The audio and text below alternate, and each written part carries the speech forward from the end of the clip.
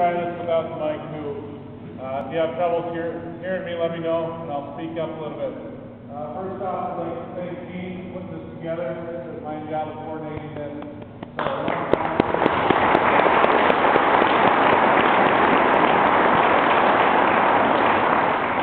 I'd also like to thank Major Yard for your support. These guys are tremendous. They show up wherever we go. They're at send-offs, they're at welcoming home ceremonies, they're at funerals. Thank you guys for everything you did.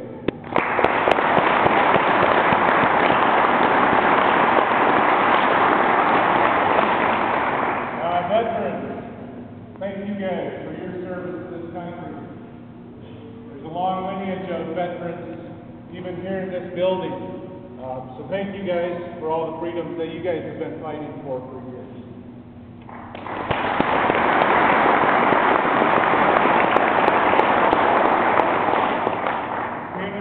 Community members, thanks for your support.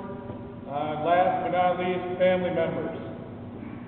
What you guys do makes our job easy.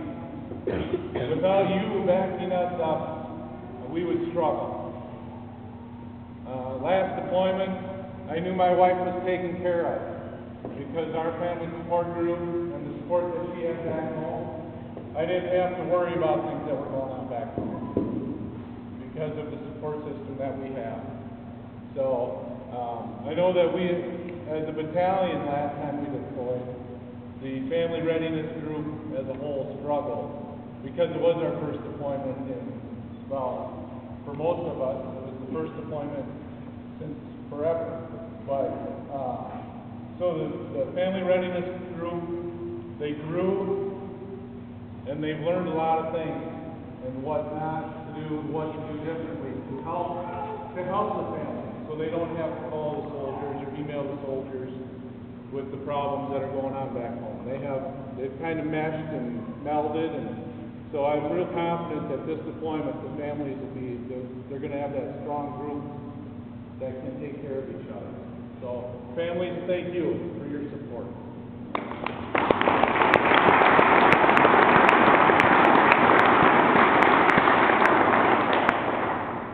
Soldiers from the Rice Lake area, thank you guys. It's been an awesome year for me. I took command last March. It's been fun to watch the company grow. We've gotten a lot of new soldiers over the last year, and most of our leadership has deployed at least once.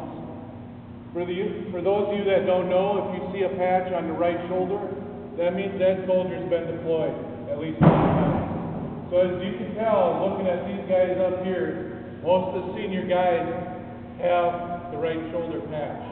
So, and that goes throughout the company. Most of our leadership has deployed at least once. So we're going into this deployment, we at least know what's going on. We have somewhat of a clue. Where last time, we didn't really know. We didn't know what was going on. But we still accomplished the mission. This time, we're going to go to Iraq. Our mission is different than last time, a lot different. We're going to be doing detainee operations, so we're going to be helping the Iraqis work in the prison system. It's a very important mission. What we do in there is going to influence what goes on out on the ground, because we're going to be releasing people back into civilization. So the way we treat them is going to kind of make them realize that, you know, the Americans aren't that bad. You know, they treated us well, so they're going to go back out into their communities and pull their family members together to support the cause of the Iraqi people, which is to develop a stable and supportive government. So the mission that we have, you know, a lot of the soldiers kind of grumble about it because we're infantrymen. We like to be out on the ground, kicking in doors, you know, upsetting people. But that's not our job this way. But I want to thank you guys for everything you've done this past year. It's made my job, made the first sergeant's job a whole lot easier. Because when these guys work hard, first sergeant and I can kind of kick back and relax. So thank you guys.